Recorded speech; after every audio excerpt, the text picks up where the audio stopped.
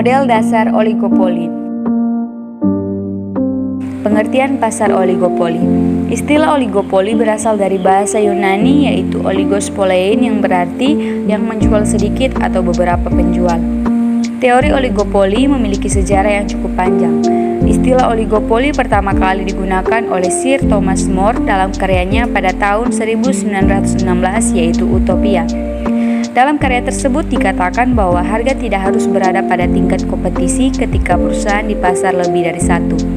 Sedangkan teori oligopoli pertama kali diformalkan oleh Augustin Cournot pada tahun 1838 melalui karyanya. 50 tahun kemudian, teori tersebut dibantah oleh Bertrand.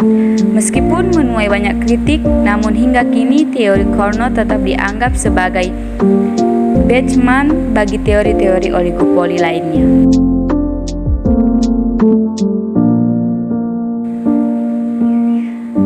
Pasar oligopoli adalah suatu pasar di mana terdapat beberapa produsen yang menghasilkan barang-barang yang saling bersaingan, di mana pasar oligopoli merupakan pasar yang hanya terdapat beberapa perusahaan atau penjual yang memproduksi barang sejenis.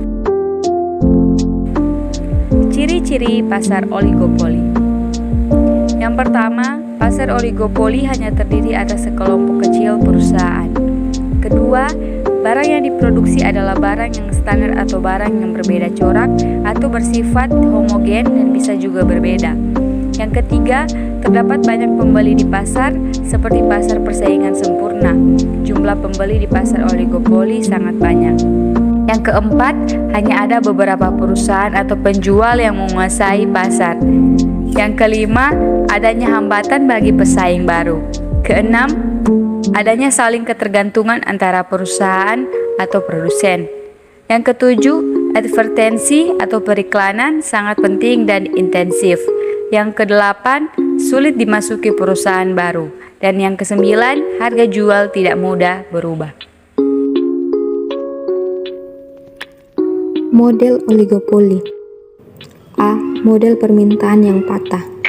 Model ini dikembangkan oleh PM Swissi pada tahun 1939. Swissi beranggapan bahwa kalau ada produsen dalam pasar oligopoli yang berusaha menaikkan harga, maka ia akan kehilangan langganannya karena tak ada produsen lain yang bersedia menaikkan harga. Namun sebaliknya, produsen dalam pasar oligopoli tidak dapat memperluas pasar dengan menurunkan harga, sebab para pesaing akan menurunkan harga dengan tingkat yang lebih rendah lagi. B. Model Cournot. Model ini yang disebut juga duopoli dikembangkan oleh Auguste Cournot sebagai ahli ekonomi berkebangsaan Prancis pada tahun 1838. Asumsi utama dalam model ini adalah bahwa jika perusahaan telah menentukan tingkat produksinya, akan perusahaan tersebut tidak akan mengubahnya. Ciri-cirinya adalah 1. Ada beberapa perusahaan yang melayani banyak konsumen.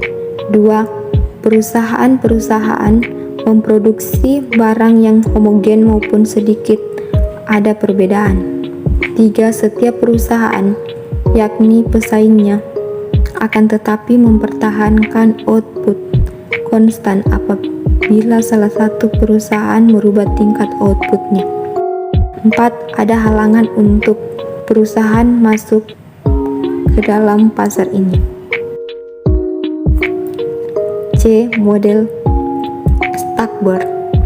Model ini diasumsikan bahwa di pasar terdapat dua perusahaan, satu bertindak sebagai pemimpin dan satu perusahaan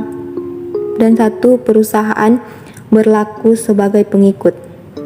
Perusahaan bertindak sebagai pemimpin mempunyai kewenangan untuk menentukan jumlah output yang akan dihasilkan untuk memperoleh keuntungan maksimum. Ciri atau sifat dari Stackelberg oligopoli adalah 1. Ada beberapa perusahaan di pasar dan sangat banyak konsumen. 2. Perusahaan memproduksi differentiated maupun homogeneous produk. 3. Satu perusahaan yang menjadi leader di pasar memilih memproduksi output sebelum perusahaan lainnya menentukan tingkat outputnya. 4. Perusahaan-perusahaan lain akan mengambil tingkat output sisa yang ditentukan oleh leader. 5. Perusahaan baru suka memasuki pasar. Terima kasih.